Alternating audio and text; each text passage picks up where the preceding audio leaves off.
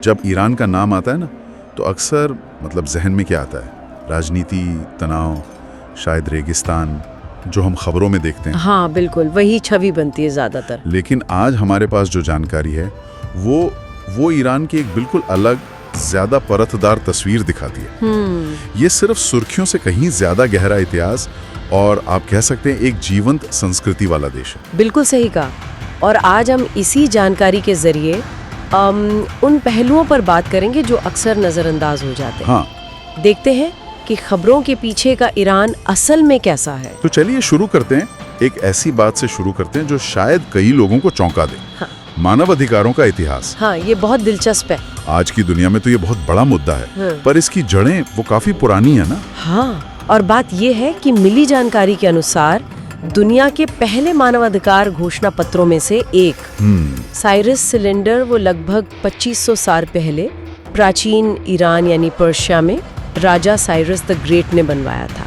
2500 साल पहले? हाँ, और उसमें उस जमाने के लिहाज से धार्मिक सहिष्णुता, आज़ादी, ऐसी बातें थीं जो इसे बहुत महत्वपूर्ण बनाती हैं। कमाल है। और कहते हैं इसकी एक कॉपी वो यूएन हेडक्वार्टर्स में भी है। हाँ बिल्कुल, एक रेप्लिका रखी है वहाँ। ये सोचना ही अद्भुत है कि मानवाधिकारों की सोच इतनी पुरानी हो सकती है। अच्छा, तो इसी से जोड़ते हुए आज की ईरानी महिलाओं की बात करें। खबरों में तो अक्सर पाबंदियों का जिक्र होता है। वो पहलू तो है, इसमें कोई शक नहीं, लेकिन तस्वीर इससे कहीं ज्यादा जटिल है। अच्छा। जानकारी ये भी दिखाती है कि ईरानी महिला फिल्म निर्माता अंतर्राष्ट्रीय स्तर पर बहुत नाम कमा रही हैं। जैसे असगर फरहादी की फिल्में हैं, उन्हें 2 ऑस्कर मिले हैं। उनकी फिल्मों में महिलाओं के किरदार बहुत मजबूत होते हैं। हाँ, सुना है। और साथ ही कई महिलाएं हिजाब पहनकर भी मार्शल आर्ट्स और बॉक्सिंग जैसे खेलों में काफी आगे बढ़ रही हैं। अच्छा, बॉक्सिंग में भी? हाँ।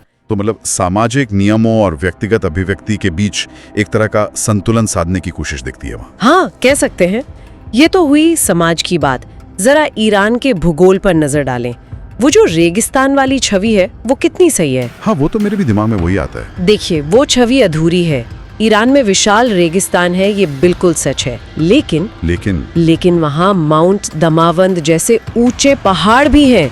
एशिया के सबसे ऊंचे ज्वालामुखियों में से एक है ये, और बर्फ से ढका रहता है। बर्फ ईरान में? हाँ, और इतना ही नहीं, वहाँ स्कीइंग रिजॉर्ट्स भी है। सर्दियों में बाकायदा उत्सव होते हैं। क्या बात है! एक ही देश में इतनी भौगोलिक विविधता, रेगिस्तान भी और बर्फ भी। बिल्कुल। और ईरान की बात हो तो फारसी भाषा और शायरी का जिक्र तो करना ही पड़ेगा। रूमी और हाफिज, इनका नाम कौन नहीं जानता। हाँ, फारसी सिर्फ एक भाषा नहीं है, वो तो जैसे संस्कृति का दिल है। उसकी मिठास, उसकी शायरी सदियों से दुनिया को प्रभावित किया है उसने। रूमी, हाफिज, सादी, इन शायरों की विरासत आज भी जिंदा है। सही कहा। अच्छा, संस्कृति की बात चली रही है तो एक और पहलू है जो जानकारी में सामने आया, थोड़ा अप्रत्याशित सा, नाक की सर्जरी का चलन। हाँ, ये वाकई में हैरानी की बात है ना। हाँ, पता चलता है कि ईरान में नोज जॉब नाक की कॉस्मेटिक सर्जरी दुनिया में सबसे ज्यादा होती है। सच में? सबसे ज्यादा? हाँ, ऐसा रिपोर्ट्स बताती हैं। कुछ लोगों के लिए शायद सामाजिक प्रतिष्ठा का सवाल है या खूबसूरती के जो पश्चिमी पैमाने हैं उस पर खरा उतरने का तरीका दिलचस्प है। हाँ। अब जरा डिजिटल दुनिया की तरफ देखें। अक्सर सुनते हैं कि वहाँ इंटरनेट पर काफी पाबंदियां हैं, जैसे यूट्यूब, फेसबुक बैन है। ये सच है, कई बड़े प्लेटफॉर्म्स पर आधिकारिक रोक है। लेकिन यहाँ भी एक और कहानी है। अच्छा, वो क्या? लोग VPN का इस्तेमाल करते हैं। Virtual private network. हाँ, VPN तो आजकल काफी कॉमन है। बिल्कुल। तो इस तकनीक का इस्तेमाल करके वो इन प्रतिबंधों से बच निकलते हैं और दुनिया से जुड़ते हैं। VPN उनकी ऑनलाइन पहचान और लोकेशन छिपाने में मदद करता है। और क्या इन रुकावटों के बावजूद क्रिएटिविटी पर असर पड़ता है या वो पनप रही है? बिल्कुल पनप रही है। सबसे अहम बात यही है कि प्रतिभा अपना रास्ता ढूंढ ही लेती है। जानकारी बताती है कि ईरानी युवा शॉर्ट फिल्म मेकर्स है ना, वो अपनी फिल्मों के लिए अंतर्राष्ट्रीय फिल्म समारोह में अवार्ड जीत रहे हैं। अरे वाह! हाँ, ये दिखाता है कि कैसे रुकावटों के बीच भी कला जिंदा रहती है, फलती फूलती है। कमाल की जीवटता है।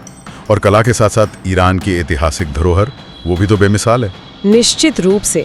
आप सोचिए, 26 यूनेस्को वर्ल्ड हेरिटेज साइट्स है वहाँ। 26? हाँ, पर्सेपोलिस के खंडर हैं, इस्फहान की वो शानदार शाही मस्जिदें हैं, यज़्द जैसे प्राचीन शहर, ये सब हजारों साल पुरानी एक महान सभ्यता की गवाही देते हैं। घूमने फिरने के शौकीनों के लिए तो ये जगह किसी खजाने से कम नहीं होगी। बिल्कुल। अच्छा, एक चीज जो शायद हमें भारतीयों से जोड़ती है वो है चाय का शौक। हाँ, ये बिल्कुल सच है। ईरानी भी चाय के बेहद शौकीन होते हैं। हमारे जैसे। हाँ, वहाँ चाय खाने मतलब टी हाउस वो सामाजिक जीवन का एक अहम हिस्सा है। जैसे हमारे यहाँ चाय के अड्डे होते हैं ना, हाँ हाँ बिल्कुल, वैसे ही वहाँ लोग चाय खानों में मिलते हैं, बातें करते हैं और जाहिर है चाय पीते हैं। ये तो बढ़िया है। और खाने के बारे में क्या खास है? कुछ अनोखे व्यंजनों का जिक्र मिला जानकारी में। ओहो, ईरानी खाना तो अपने स्वाद और खुशबू के लिए बहुत मशहूर है। जैसे एक डिश है ज़िरिश्क पोलो। हाँ, ये केसर वाले चावल होते हैं जिनमें खट्टी मीठी जंगली बेरियां, जिन्हें बारबरी कहते हैं, वो डाली जाते हैं। सुनने में ही अलग लग रहा है। हाँ, या फिर फैसनजान, ये अखरोट और अनार के रस से बनी एक गाढ़ी थोड़ी खट्टी मीठी करी होती है। स्वाद काफी अलग और यादगार होता है। वाह, सुनने में लजीज लग रहा है सच में। तो इन सब बातों को अगर जोड़कर देखें तो ईरान की एक बिल्कुल ही अलग तस्वीर उभरती है ना। सही कहा। ये सारी जानकारी यही दिखाते हैं कि ईरान सिर्फ राजनीतिक खबरों या विवादों का देश नहीं है। इसके पीछे हजारों साल की सभ्यता है, कला, साहित्य, विज्ञान में बड़ा योगदान रहा है और रोजमर्रा की जिंदगी की अपनी एक अलग लय है, अपनी एक धुन है। मानवाधिकारों की उन प्राचीन जड़ों से लेकर आज की महिला मुक्केबाजों तक। हाँ, और बर्फीले पहाड़ों से लेकर उन चाय खानों और अनोखे व्यंजनों तक, ये सब मिलकर एक कहीं ज्यादा जटिल, विविध और दिलचस्प ईरान को सामने लाते हैं। बिल्कुल। और ये हमें याद दिलाता है कि किसी भी जगह को सिर्फ एक नजरिए से देखना वो कितना अधूरा हो सकता है। हाँ, और यहीं पर शायद एक सवाल हम सोचने के लिए छोड़ सकते हैं।